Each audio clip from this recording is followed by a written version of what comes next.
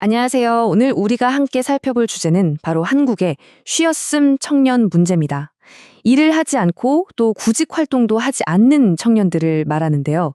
도대체 왜 이런 현상이 나타나는 건지 그 근본적인 원인을 한번 파헤쳐 보겠습니다. 자, 이 숫자부터 보시죠. 71만 7천 명. 이게 바로 작년 한 해 한국의 20대와 30대 중에서 공식적으로 쉬었음으로 분류된 사람들의 수입니다. 통계 작성을 시작한 이래로 역대 가장 높은 수치라고 해요. 그런데 쉬었음이라는 게 정확히 무슨 뜻일까요?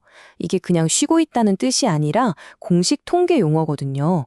그러니까 일할 능력은 있는데 특별한 이유 없이 그냥 구직 활동을 안 하고 있는 상태를 말하는 겁니다.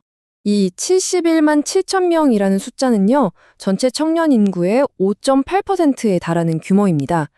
오늘 우리가 살펴볼 기사에서는 이 상황을 두고 정부의 청년 정책이 구조적인 한계에 부딪혔다는 걸 보여주는 아주 위험한 신호라고까지 표현하고 있습니다.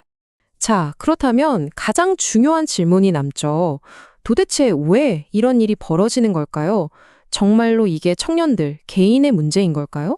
보통 이렇게들 많이 얘기하죠. 이건 개인의 선택 문제다. 혹은 요즘 청년들 눈이 너무 높아서 그렇다. 하지만 저희가 오늘 분석한 이 기사는요, 정반대의 주장을 합니다. 이건 개개인의 문제가 아니라 시스템의 문제. 다시 말해, 정보 정책의 실패가 낳은 결과라는 거죠.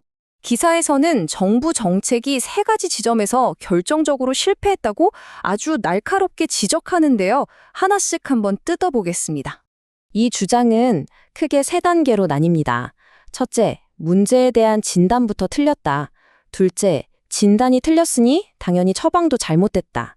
그리고 셋째, 성공을 평가하는 기준, 즉 잣대마저 잘못됐다는 겁니다. 첫 번째 실패, 바로 잘못된 진단입니다. 기사는 청년들이 일을 안 하고 싶어 하는 게 문제의 본질이 아니라고 말해요. 진짜 문제는 바로 정부가 양질의 일자리를 충분히 만들지 못했고 대기업과 중소기업 간의 격차가 벌어지는 걸 사실상 내버려뒀다는 겁니다. 그러면서 청년들에게 눈높이를 낮춰라 라고 말하는 건 이건 그냥 책임을 떠넘기는 거나 다름없다는 거죠. 두 번째의 실패는 잘못된 처방입니다. 인턴십이나 현금성 지원 같은 단기적인 대책들. 물론 당장은 고용 통계 숫자를 예쁘게 만들 수는 있겠죠. 하지만 이걸로는 안정적이고 장기적인 커리어를 만들 수가 없다는 거예요. 이건 마치 구조적인 노동시장의 문제를 단순한 복지 문제로 보고 엉뚱한 약을 처방하는 것과 같다는 비판입니다. 그리고 세 번째, 평가 기준의 실패입니다. 정부가 일자리의 질이나 성장 가능성은 보지 않고 오로지 몇 개를 만들었나 하는 그 숫자에만 집착해 왔다는 거죠. 일자리는 단순한 통계 수치가 아니라 한 사람의 경력이 시작되는 경력 사다리의 첫 칸이 되어야 하는데 지금은 그 사다리 자체가 망가져 있다는 겁니다. 이런 구조적인 문제를 지적하면서 기사는 아주 흥미로운 비유를 하나 듭니다. 바로 아리스토텔레스의 말을 인용하는데요. 이게 굉장히 강력한 메시지를 던집니다. 시스템 자체가 계속해서 실패를 경험하게 만드는 구조라면 그 안에서 개인이 성공적인 경력에 필요한 탁월함이라는 습관을 만드는 건 거의 불가능에 가깝다는 뜻이죠. 자, 그렇다면 단기적인 지원금이 잘못된 처방이라면 과연 올바른 해법은 뭘까요?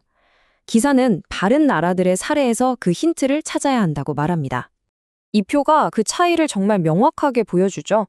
한국이 보조금이나 인턴십 같은 임시 방편에 머무는 동안 독일이나 덴마크 같은 나라들은 아예 교육 시스템과 직장을 연결하고 노동자들이 경력을 바꾸거나 다시 취업할 때 국가가 적극적으로 돕는 그런 시스템 자체에 투자하고 있다는 겁니다. 그래서 이 기사가 내놓는 핵심적인 해결책은 바로 이겁니다. 정부가 직접 나서서 일자리의 질을 높이고 청년들이 안정적으로 성장할 수 있는 경력 경로를 다시 설계해야 한다는 거죠. 그 책임을 져야 한다는 겁니다.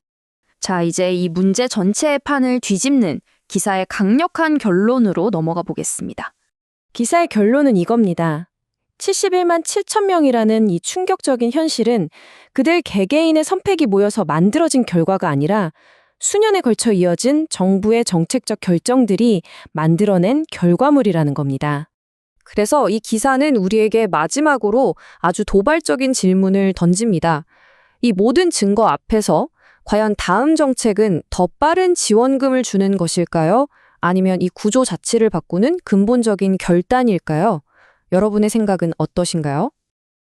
재미있게 보셨다면 구독, 좋아요, 알림 설정까지 꼭 눌러주세요.